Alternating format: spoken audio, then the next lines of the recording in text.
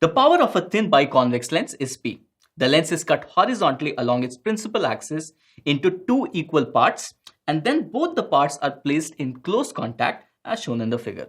The power of the combination will be. Alright, so the first thing we need to ask is what will happen when we are cutting the lens along the principal axis. Okay, so what does the focal length of the lens depend upon? We know the lens maker's formula, and that tells us very clearly that it depends on the refractive index of the material of the lens. Is that changing? Certainly not. It depends on the refractive index of the medium. Is that changing? That is also not changing. Okay, it depends on the radius of curvature. Now this surface is still part of the same sphere. Is that correct? So does the radius of curvature change? Certainly it does not. So R1 and R2 also does not change. So what do we understand? The focal length of the lens is not going to change. Alright, so if we are cutting the lens horizontally along the principal axis into two equal parts, the focal length does not change. Okay, now what we have done is we have put those lenses in contact with each other. And what happens when we put thin lenses in contact? The effective power is calculated by simply adding the power of all the lenses. Hence, the net effective power is going to be P plus P is equal to 2P, and that is going to be my answer. All right, let's have a look at the options. So option B is going to be the right option. Okay, before we proceed to the next question, the key takeaway here is that cutting a lens longitudinally does not change the focal length of the lens. This is a result or takeaway we should always remember. An equiconvex lens of focal length f is cut into two parts along its principal axis. Then, okay, so we have cut the lens along the principal axis. Now we have to tell which of these options would be the correct one. So let's go one by one. The first one, refractive index of the lens changes. The refractive index depends upon the material. Is the material changing? No, so refractive index will not change. Radii of curvature of the lens changes. Alright, so this surface, it is still part of the same sphere. So would the radius of curvature change? Absolutely not. So this is also not the correct option. The third is intensity of image formed by each part will reduce to half. Now this is interesting. Let's say this is the lens, this is the object, and this is the image. Okay, so light rays are refracted and image is formed. So multiple light rays go through the lens and then the final image is formed. All of those light rays converge to form the image. Okay, now if we remove the bottom half,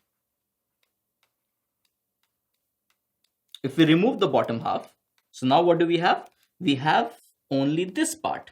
So all those light rays which were emanating from the object and then converging to the formed image, half of those are gone, right? So half the number of light rays are going and creating the image. What does it mean? It means that the intensity will also become half, and hence we are going to see a very dim image compared to when the lens was complete. All right. So option C does look correct, where intensity of image formed by each part will reduce to half. And that is going to be my correct option.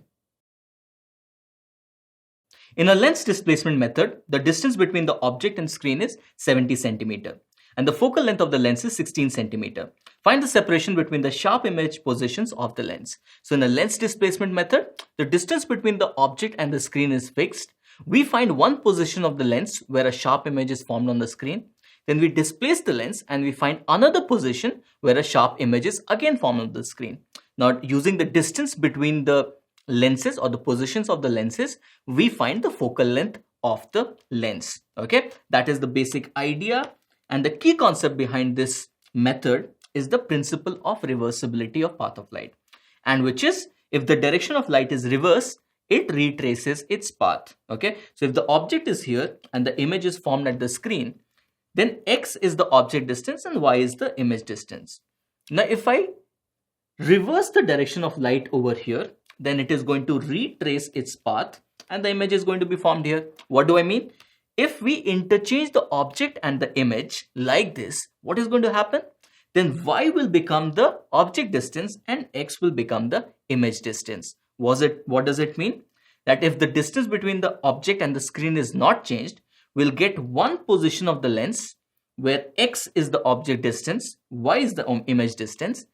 then in the second position of the lens, y will become the object distance and x will become the image distance. Now using this, we can easily find out what is the distance between the lenses. Okay. Now the total distance between the object and the screen is 70 centimeter. So this distance y becomes 70 minus x. Okay. Now I'm going to use the lens formula for the first refraction in this position. So 1 by v minus 1 by u is equal to 1 by f. I'm going to take this as the positive direction. Okay. So now I will begin substitution. So 1 by v is 70 minus x and positive because it is on the other side, minus 1 upon u, which will be minus x because x is the distance, but using the sign convention, I'll have to put minus x, is equal to 1 upon f, which is 16. Okay. So from here, we are going to get minus x minus 70 plus x divided by minus 70x plus x square is equal to 1 upon 16. Now x goes away and we are left with minus 70 into 16 is equal to minus 70x plus x square. So 7 6 are 42, 4, 7 1 are 7, 4, 11. So this becomes minus 1120 is equal to minus 70x plus x square.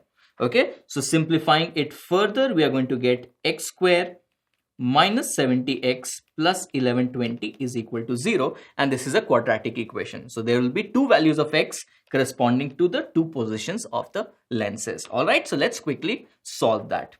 So the equation is x square minus 70x plus 1120 is equal to 0. It doesn't look like it is going to get factorized, so we can use the formula directly. So x becomes minus b, which is 70, plus minus under root of b square, which is 4900, minus 4 into 1 into 1120, divided by 2a, which will be 2 into 1.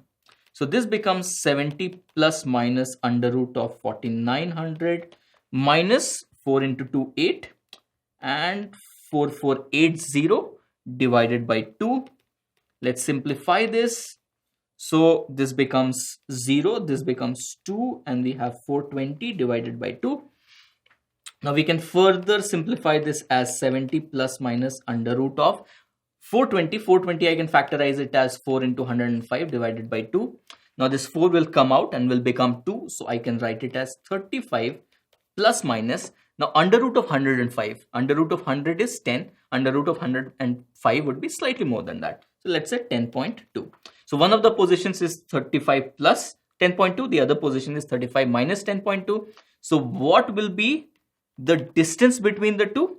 The distance would be 35 plus 10.2 minus 35 minus 10.2. And that is going to give me 10.2 plus 10.2, which is 20.4 centimeter. And that is going to be my answer. All right, so this is one way to find the distance between the two positions. Now there is another way, which is by directly using the formula. Okay, so the formula is that the distance between the lenses d is equal to capital D square, which is the distance between the object and the screen, minus 4 into the focal length into capital D. Okay, now we can solve this question easily using the formula, but it is very important to understand the setup and remembering the concept behind the lens displacement method, because you can get questions which are slightly tweaked, not necessarily directly based on the formula. Okay, but we can easily find this. So this becomes d is equal to under root of d capital D square. So this is 4900 minus 4 times 16 into capital D, which is 70. So this becomes under root of 4900 minus, so what do we have here? 64 into 7 we have to do. So 7 4s are 28, 2 carry, 7 6 are 42, 44. So this becomes 4480. And we are going to be left with 420 under root. Now this again I can write it as 4 into 105.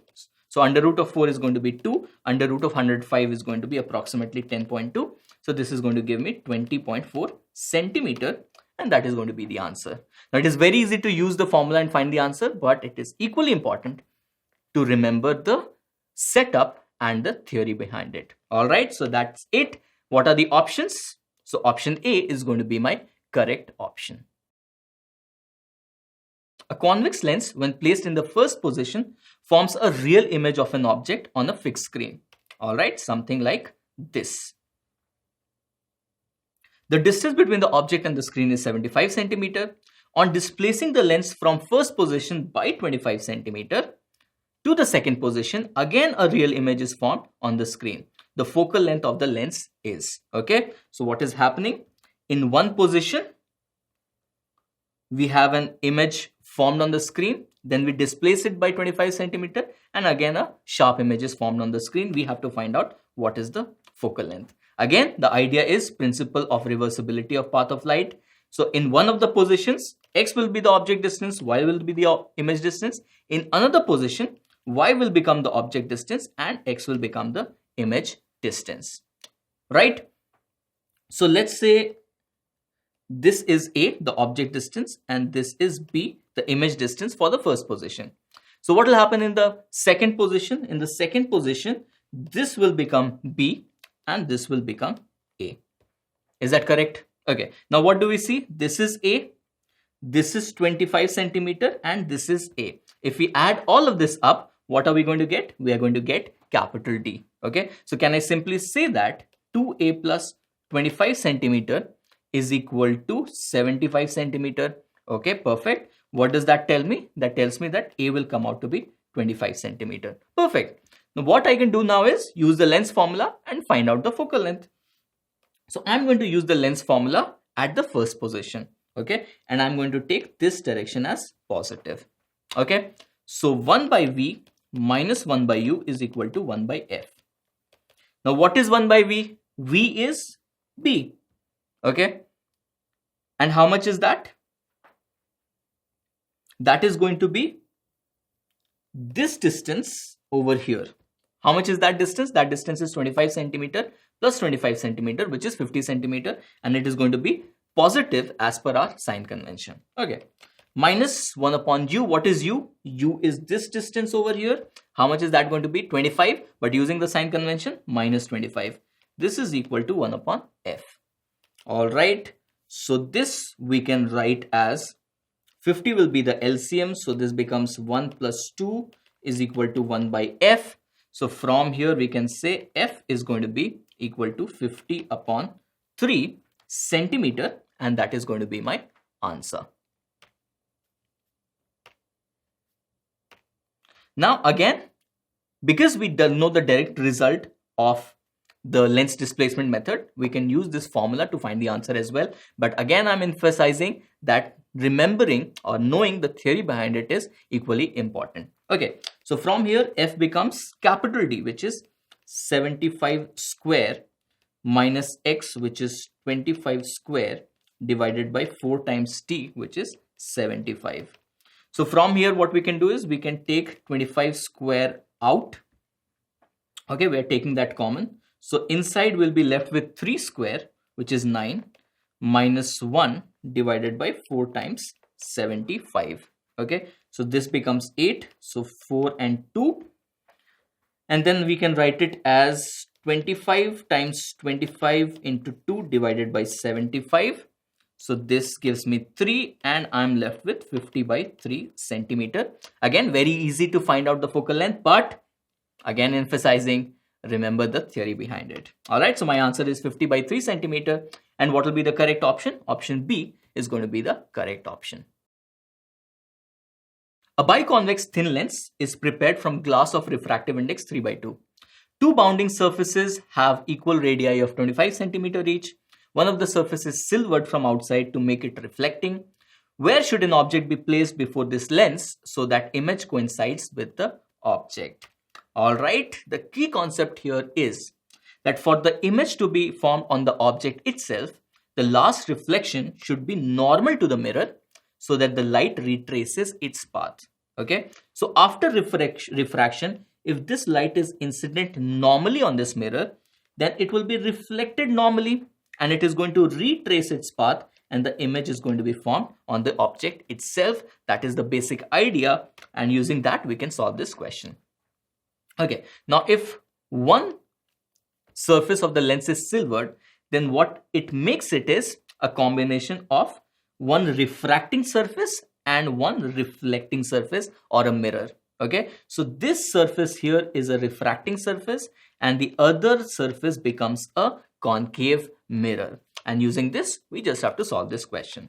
Okay, perfect. What is the thing that is happening here? Let's say the object is placed here. After refraction, what should happen? After refraction, this should be incident normally. What do you mean by incident normally? That it should appear that the light is coming from the center of curvature of the mirror. That is it. At this refraction, what is going to happen? If the object is placed here, then the image should be formed at the center of curvature of the mirror. That is it. We can solve this and find our answer. Okay. So let's do that. So we are writing the equation for the refraction at this surface. So what is the formula for refraction? Mu2 by V minus mu1 by U is equal to mu2 minus mu1 upon R. All right, so let's get started. So again, I'm going to take this direction as positive, the direction of incident light as positive. Okay, mu2. What is mu2? This medium is mu2. Okay, so that is 3 by 2. So 3 by 2 divided by V. Do we know V? Absolutely, we know V. V is the image which will be formed at the center of curvature. Now, if the radius is 25 centimeter, so this distance is going to be 25 centimeter. And as per our sign convention, what is the sign? It is negative. So for V, I can substitute. So this is 3 by 2 divided by V, I can substitute minus 25. Is that correct? Minus mu1, outside there is air, divided by U. U is something we need to find out. This is equal to mu2 minus mu1. So that is 3 by 2 minus 1 divided by R. So this is the surface in question. R is going to be positive, and how much is that? That is 25. Correct? I've done all the substitutions. Now all I have to do is find out U. So this becomes 3 upon minus 50 minus 1 by U is equal to, this will become 1 upon 2 and multiplied by 25. So this becomes 1 upon 50. So I can say 1 by U is equal to minus 3 by 50 minus 1 by 50. So this becomes minus 4 upon 50. So U comes out to be minus 12.5 centimeter. Okay, so the distance should be 12.5 centimeter, but in what direction? Obviously, the minus sign means in the opposite direction. All right, so what will be my answer? My answer is going to be 12.5 centimeter. Now let's have a look at the options. So option C is going to be the right option.